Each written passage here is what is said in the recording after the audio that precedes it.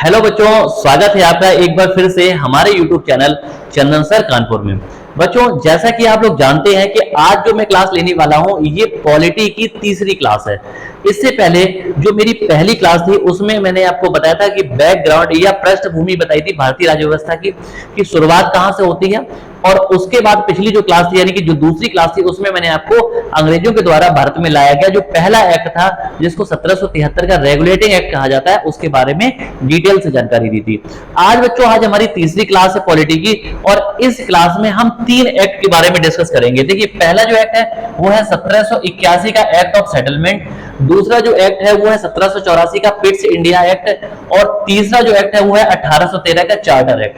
इन तीन एक्ट के बारे में बात करेंगे और ये जो तीन एक्ट है इसमें बहुत सारे पॉइंट तो नहीं है लेकिन एक एक दो दो पॉइंट है जो कि बहुत ज्यादा इंपॉर्टेंट है, तो उन पॉइंट को मैं आपको बताने वाला हूं। ठीक है बच्चों, तो आपकी जो पॉलिटी है बिल्कुल जीरो से मैंने शुरू की है। अगर आपने पिछली क्लासेस नहीं देखी हैं तो बिल्कुल देखें जिससे आपको पूरा का पूरा समझ में आ जाएगा।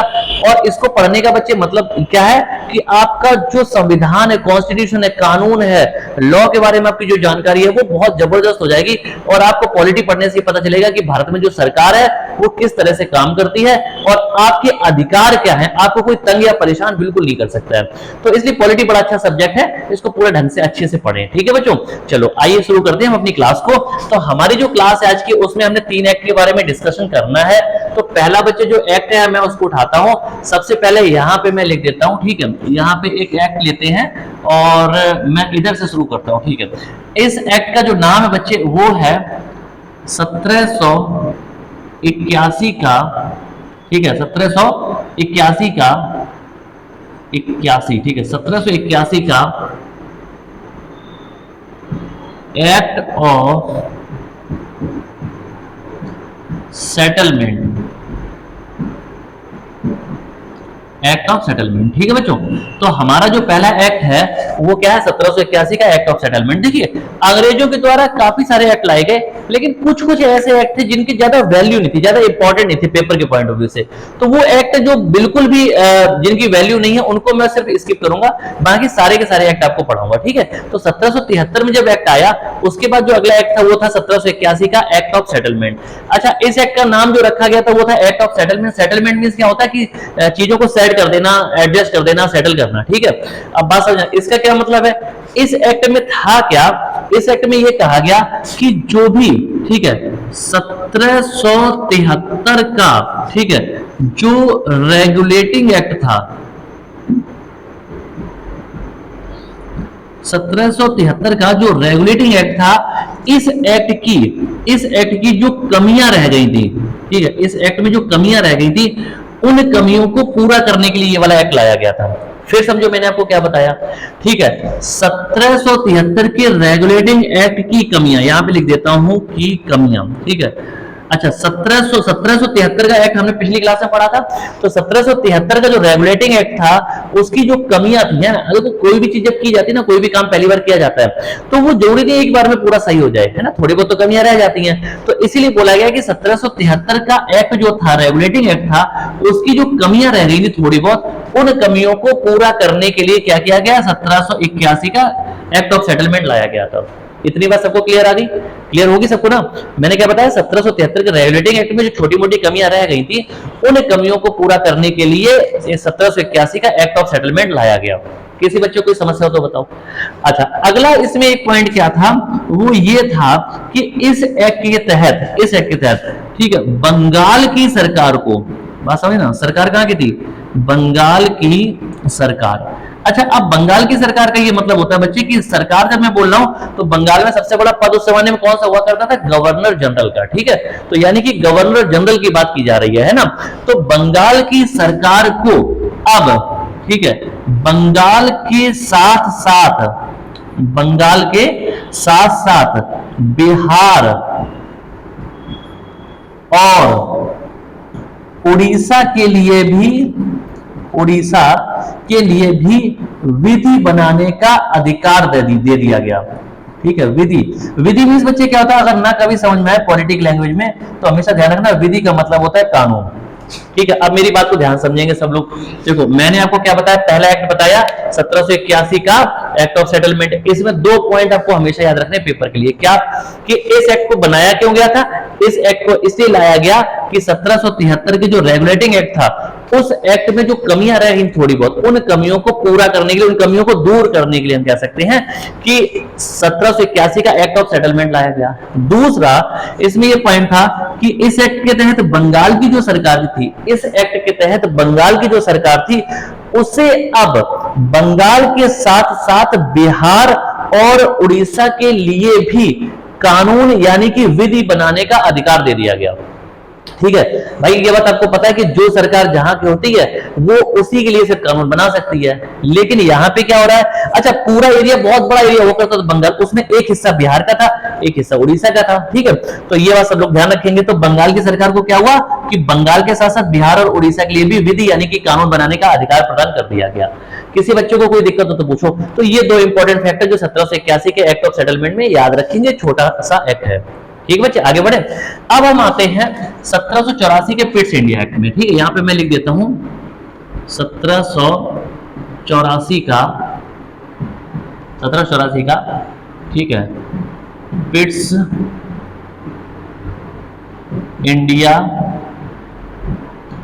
एक्ट। अच्छा ये जो नाम है ना, ये आप हिंदी में या इंग्लिश में कैसे भी लिख सकते हैं, कोई दिक्कत नहीं है। हालांकि नाम इंग्लिश में, जो बच्चे पढ़ते हैं तो पढ़ने वाले बच्चों में जो हिंदी मीडियम के बच्चे हैं उनकी मेजोरिटी ज्यादा रहती है, उनकी संख्या ज्यादा रहती है, तो इसीलिए मैं हिंदी में बता रहा हूं और कभी कभी इंग्लिश में भी बता देता हूं, तो दोनों को आप समझ लेना, दोनों में नाम है तो सेम रहेगा।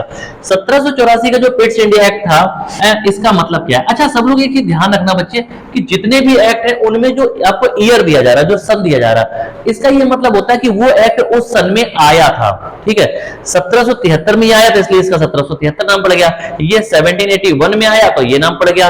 ये 1784 में आया तो इसका नाम ये पड़ गया। ठीक है, अच्छा पिट्स इंडिया एक्ट का क्या मतलब कि एक्ट इंडिया के लिए बनाया गया था।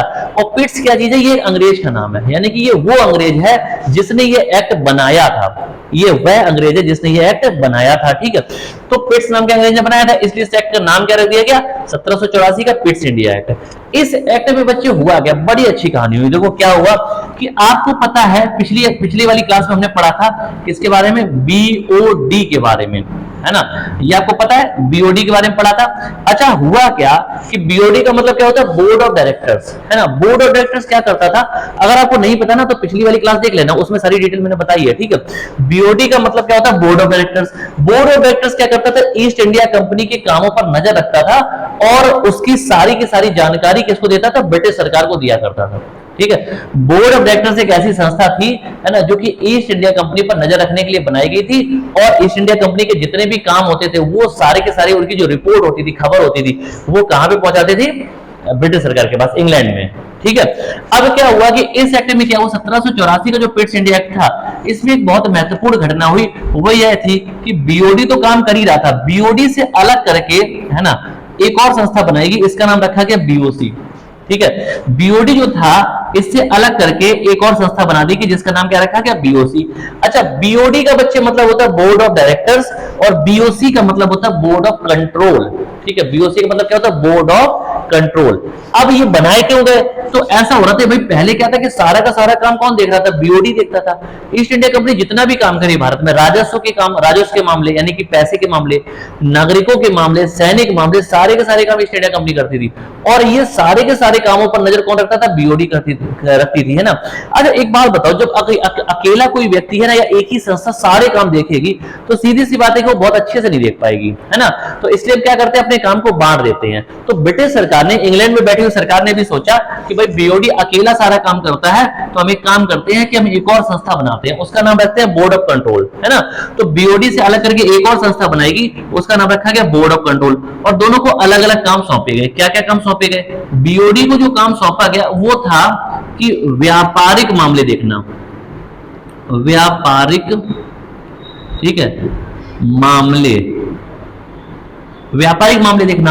और बीओसी को जो काम सौंपा गया वो था राजनैतिक मामले देखना, राजनैतिक, ठीक है, राजनैतिक मामले, ठीक है।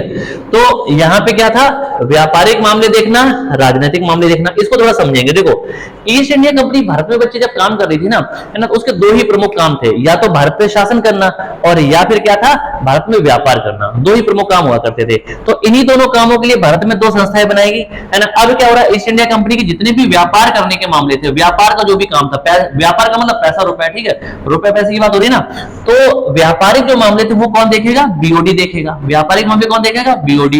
अच्छा, अब राजनीतिक मामले का मतलब होता है कि वे मामले जो सेना, राजनेता जो होते हैं ना, नेता लोग, सेना को कंट्रोल वही तो करते हैं। तो हम कह सकते हैं कि सैन्य मामले या राजनीतिक मामले जो थे वो कौन देखेगा, बीओसी देखेगा, बोर्ड ऑफ कंट्रोल देखेगा। अच्छा, कंट्रोल किसे देख करना होता है, शासन व्यवस्था, है ना। पब्लिक जैसे कुछ भी कर रही है तो उसको कंट्रोल करना, शासन व्यवस्था, शासन जो होता है वो कंट्रोल करता है। और शासन में कौन होता है, नेता होते हैं। बात समझ लो, नेता क्या करते हैं, राजनीति करते हैं। तो इसलिए राजनीतिक मामले जो थे वो बीओसी देखेगा। यानी कि ईस्ट इंडिया कंपनी के जितने भी राजनीतिक मामले, उन पे नजर कौन रखेगा, बीओसी रखेगा। ईस्ट इंडिया कंपनी के जितने भी व्यापारिक मामले हैं उन पे नजर कौन रखेगा, बीओडी रखेगा। और दोनों ही संस्थाएं अपने सारे मामलों की रिपोर्ट किससे पेश करेंगे, ब्रिटिश सरकार को, इंग्लैंड में। ये बात सबको समझ में आई, ठीक है। तो ये इसमें प्रमुख फैक्ट था जो कि 1784 के पिट्स इंडिया एक्ट में आया। किसी बच्चों को समस्या हो तो बताओ, ठीक है। अब हम आते हैं अगले एक्ट पे, ठीक है। और ये आज का लास्ट एक्ट है 1813, ठीक है। तो यहां पे मैं लिख देता हूं 1813 का, ठीक है, चार्टर एक्ट। अच्छा, एक बात बच्चे हमेशा ध्यान रखना, ये जो चार्टर शब्द होता है ना, चार्टर का मतलब होता है आदेश, है ना, आम भाषा में। अच्छा, ये पुराने जमाने में अंग्रेज लोग होते हैं, ब्रिटेन के जो लोग थे, वो लोग चार्टर वर्ड यूज करते थे। चार्टर का मतलब क्या होता है, आदेश होता है, ठीक है। और कैसा आदेश, शाही आदेश। शाही आदेश मतलब कि ब्रिटेन में जो महारानी या सम्राट हुआ करते थे ना, वो जो आदेश जारी करते थे उसे चार्टर कहा जाता था, ठीक है। तो 1813 का जो चार्टर एक्ट था, एक एक्ट आया। इस एक्ट में क्या कहा गया, इस एक्ट में बच्चे एक घटना, हालांकि घटना पहले भी कई बार हो चुकी थी, लेकिन महत्वपूर्ण क्यों वो मैं आपको भी बता रहा हूं। इसमें क्या हुआ कि ईस्ट इंडिया कंपनी, जब भी मैं ईस्ट इंडिया कंपनी बोल रहा हूं उसको शॉर्ट में लिख रहा हूं, EIC, ठीक है। ईस्ट इंडिया कंपनी, ठीक है, का जो अधिकार पत्र था, अच्छा, अधिकार पत्र का मतलब क्या होता है, अधिकार पत्र। और अधिकार पत्र अगर ना समझ में आए तो इसका मतलब बच्चे होता है लाइसेंस, ठीक है, लाइसेंस। ईस्ट इंडिया कंपनी का जो अधिकार पत्र था, है ना, इसे क्या किया गया, इसे 20 वर्षों के लिए, 20 वर्षों के लिए, ठीक है, क्या क्या आगे बढ़ा दिया गया, ठीक है, आगे बढ़ा दिया गया। अच्छा, ये फैक्ट था। अब ये है क्या, इसको मैं आपको समझाने की कोशिश करता हूं, ठीक है। अगर आपको ना समझ में आया हो तो एक बार आपको मैं समझाने की कोशिश करता हूं, ठीक है। देखो क्या है, अब देखो ये वाला जो एक्ट है इसको समझेंगे। देखो क्या है, 1813 का जो चार्टर एक्ट है, इसका मतलब क्या है, बात क्या होती है। देखो, सबसे पहले तो हम इसको समझें कि ये लाइसेंस क्या होता है। लाइसेंस इंग्लिश का वर्ड है, इसको हिंदी में हमने बोला अधिकार पत्र, ठीक है। अच्छा, एक बात बताओ, तुमने कई तरह के लाइसेंस देखे होंगे। अगर आज के जमाने में कोई भी व्यक्ति शस्त्र रखता है, औजार हथियार रखता है, तो जैसे कोई आपके पास बंदूक है, कोई इस तरह की चीज है, पिस्टल है, रिवॉल्वर है, तो उसके लिए लाइसेंस चाहिए होता है ना। अच्छा, अगर आप रोड पे बाइक चलाना चाहते हो, कार चलाना चाहते हो, कोई भी व्हीकल चलाना चाहते हो, है ना, तो उसके लिए आपको ड्राइविंग लाइसेंस चाहिए होता है। तो बच्चे, लाइसेंस का मतलब होता है कि एक ऐसा सरकारी पेपर, हमेशा किसी भी फील्ड का लाइसेंस हो सकता है, ठीक है। लाइसेंस, और लाइसेंस का मतलब ये, लाइसेंस हर उस पेपर को कहते हैं जो आपको परमिशन देता है। मेरी बात समझ ना। तो इसका मतलब लाइसेंस होता है क्या, लाइसेंस का मतलब होता है कि सरकार की तरफ से आपको एक परमिशन लेटर जारी किया गया है कि हां, अब आप ये काम कानूनी तौर पर कर सकते हैं। मेरी बात समझ आ गई, है ना। जैसे एग्जांपल है कि अगर आपने मान लो कि मार्केट से कोई चीज खरीदी है, आपने एक मोबाइल फोन मार्केट से खरीदा और उसका एक आपको बिल दिया जाता है, तो वो जो बिल है ना, वो आपका क्या, लाइसेंस की तरह काम करेगा। क्यों, बिल ये शो करता है कि आपने मोबाइल फोन मार्केट से खरीदा है, ना कि चोरी किया है, ठीक है। अगर आप चोरी करेंगे तो आपको बिल थोड़ी ना कोई बना के देगा, बात समझना। तो यानी कि जो लाइसेंस वर्ड है ना, लाइसेंस का मतलब हर वो चीज है जो सरकार आपको एक पेपर फॉर्म में देती है, क्या, परमिशन देती है। यानी कि सरकार के द्वारा आपको अनुमति या परमिशन जो दी जाती है और उसके लिए एक लेटर जारी किया जाता है, उसको हम क्या बोलते हैं, लाइसेंस बोलते हैं। और दुनिया का कोई भी लाइसेंस जो होता है वो कभी भी परमानेंट नहीं होता, यानी कि लाइफ टाइम के लिए नहीं होता है, ठीक है। लाइसेंस क्या होता है, जब जारी किया जाता तो उसका एक निश्चित समय होता है और वो ये देखा जाता है कि आज की तारीख में आपकी जो कंडीशंस है वो ये है, तो आज की तारीख आज के हिसाब से आप इसके योग्य हो तो आपको परमिशन दी जा रही है इतने सालों के लिए, और कुछ सालों के बाद आपको दोबारा आना पड़ेगा, फिर से अपने लाइसेंस को रिन्यू कराना पड़ेगा, इसलिए क्योंकि उस समय देखा जाएगा कि आपकी स्थिति कैसी है। जैसे एक छोटा सा एग्जांपल है, आपने ड्राइविंग लाइसेंस बनवाया, ड्राइविंग लाइसेंस आपका 20 साल के लिए बनेगा। अब क्या होता है कि सरकार ने आपसे गाड़ी चलवा के देखी, जब आरटीओ ऑफिस जाते हैं ना तो वहां पे गाड़ी को चलवा के देखते हैं, तो आपने गाड़ी चला के देखी, सरकार को लगा हाँ इसके हाथ पर सही है और ये गाड़ी चला लेता बढ़िया सा, तो उन्होंने आपको लाइसेंस बना के दे दिया, ड्राइविंग लाइसेंस बना के दे दिया। 20 साल तक आपने उसको यूज किया, 20 साल के बाद जब आप दोबारा से लाइसेंस को रिन्यू कराने जाओगे ना तो आपसे दोबारा से गाड़ी चलवा के देखी जाएगी और ये देखा जाएगा कि कहीं ऐसा तो नहीं है कि आपके हाथ पैर टूट चुके हो, आप गाड़ी चलाने में समर्थ ना हो, है ना, तो इसलिए दोबारा से देखा जाएगा और तब जाके आपका लाइसेंस रिन्यू किया जाएगा। तो लाइसेंस दुनिया का कोई भी होता है वो क्या होता है कि कुछ लिमिटेड टाइम के लिए होता है, उसके बाद उसको रिन्यू कराना पड़ता है, ठीक है। तो इसी तरह से यहाँ पे भी हुआ कि जब भारत में पहली बार ईस्ट इंडिया कंपनी की स्थापना की गई थी 31 दिसंबर सन 1600 ईस्वी को, ईस्ट इंडिया कंपनी की स्थापना जब भारत में पहली बार की गई थी, है ना, तो उस समय क्या हुआ था, महारानी ने जो लाइसेंस दिया था, किसको, ईस्ट इंडिया कंपनी को जो लाइसेंस जारी किया था, यानी कि जो परमिशन दी थी वो जिंदगी भर के लिए नहीं दी थी, उन्होंने 15 साल के लिए दी। फिर बाद में क्या हुआ, ये धीरे धीरे करके बढ़ती चली गई, कभी 10 साल, कभी 15 साल, कभी 20 साल, ऐसे बार बार क्या हुआ, ईस्ट इंडिया कंपनी अपने लाइसेंस रिन्यू करा लेती थी, ठीक है, और ये काम चलता रहता था। तो इसी तरह से अब जब हम 1813 में पहुंच गए 1813 में, तो यहां पर क्या हुआ कि फिर दोबारा से जो ईस्ट इंडिया कंपनी का लाइसेंस था, यानी कि उनका जो परमिशन लेटर मिला था इंग्लैंड से, वो खत्म होने वाला, उसका टाइम खत्म होने वाला था, तो उन्होंने फिर से अपील की कि आप हमारे लाइसेंस को रिन्यू कर दो। तो इसके बाद ईस्ट इंडिया कंपनी का जो अधिकार पत्र था, यानी कि लाइसेंस था, है ना, और ये किस चीज का लाइसेंस था, भारत में व्यापार करने का। ईस्ट इंडिया कंपनी भारत में व्यापार कर रही थी, इसी चीज का लाइसेंस था, ठीक है। तो इसको क्या रिन्यू करने के लिए जब अप्लाई किया गया तो ब्रिटिश सरकार ने या महारानी ने क्या किया, इसे अगले 20 सालों के लिए क्या किया, आगे बढ़ा दिया, यानी कि रिन्यू कर दिया। यानी ईस्ट इंडिया कंपनी ने, यानी कि ब्रिटिश सरकार या महारानी ने क्या कहा, ईस्ट इंडिया कंपनी से कहा कि ठीक है भाई, आप अगले 20 सालों तक और ज्यादा भारत में क्या कर सकते हो, व्यापार कर सकते हो, अगले 20 साल। और अगले 20 साल का मतलब क्या, जब 1813 में जारी किया गया तो 1833 तक आपको कोई समस्या नहीं है, ठीक है। 1833 तक आप क्या करोगे, भारत में व्यापार कर सकते हो सरकारी लीगल तौर पे, कोई आपको छेड़छाड़ नहीं करेगा, कोई समस्या खड़ी नहीं करेगा। इतना समझ आ गया। अच्छा, लाइसेंस तो बार बार ऐसा किया गया, लेकिन यही भी बात क्यों कही गई, यहां इसलिए कही गई क्योंकि इसके बाद जो एक्ट आएगा ना बच्चे 1833 का, वो बहुत ज्यादा इंपॉर्टेंट एक्ट है। जैसे 1773 का एक्ट पड़ा था, उसमें बहुत सारी चीजें हुई थी, बहुत घटनाएं हुई थी, इसी तरह से 1833 का जो एक्ट है, चार्टर है, उसमें भी बहुत सारी घटनाएं होंगी, है ना। तो इसलिए यहाँ पे स्पेशली इस चीज को फोकस करके बोला गया है कि 1813 में 20 वर्षों के लिए जो लाइसेंस है, अधिकार पत्र को आगे बढ़ा दिया गया था। ये बात सबको क्लियर होगी। तो आज की क्लास में हमने ये 3 एक्ट पढ़े हैं और बड़े डिटेल से पढ़े। मैंने पूरी कोशिश की आपको समझाने की। अगर ना समझ में आया हो तो एक बार ईयरफोन लगा के और दोबारा से फिर से इस क्लास को देखना। क्लास समझ में ना आए तो उसको दोबारा देखो, 3 बार देखो, अपने आप याद हो जाएंगे सारी चीजें, ठीक है, अपने आप याद हो जाएंगी, याद करने की जरूरत नहीं पड़ेगी। तो इसके बाद फिर जो मैं आपको पढ़ाऊंगा अगली क्लास में, उसमें 1833 का एक्ट पढ़ाऊंगा, जो कि बहुत ज्यादा इंपॉर्टेंट है। तो बच्चों, अगर क्लास अच्छी लगी है तो बस आपसे इतना मेरा निवेदन है, इतना आपसे सपोर्ट चाहिए, आपसे प्यार चाहिए। हालांकि आप लोग बहुत ज्यादा प्यार दे रहे हैं, ये मैं देख भी रहा हूँ, आपसे दिल से प्यार चाहिए बच्चे, है ना। मेरे जितने भी छोटे भाई बहन पढ़ रहे हैं, मैं चाहता हूँ कि सब लोग पढ़ के बहुत आगे बढ़ो लाइफ में, मुझे बड़ी खुशी होगी। एक गुरु के लिए, है ना, सबसे ज्यादा खुशी तभी होती है जब उसके पढ़ाए हुए जो छात्र छात्राएं होते हैं, स्टूडेंट होते हैं, वो आगे बढ़ते हैं। तो मैं तो अपनी पूरी जी जान लगा रहा हूं, आपसे बस इतना समर्थन चाहिए कि आप क्लास को ज्यादा से ज्यादा लोगों को शेयर करें, चैनल को सब्सक्राइब करवा दें, बिल्कुल क्या करो, भोकाल ला दो, तहलका मचा दो, है ना, मजा आ जाए। एक बार दिल से समर्थन कर दे, आनंद ही आनंद हो जाएगा। ठीक है बच्चे, चलिए मिलते हैं अगली क्लास में, तब तक के लिए नमस्कार, जय हिंद बच्चों।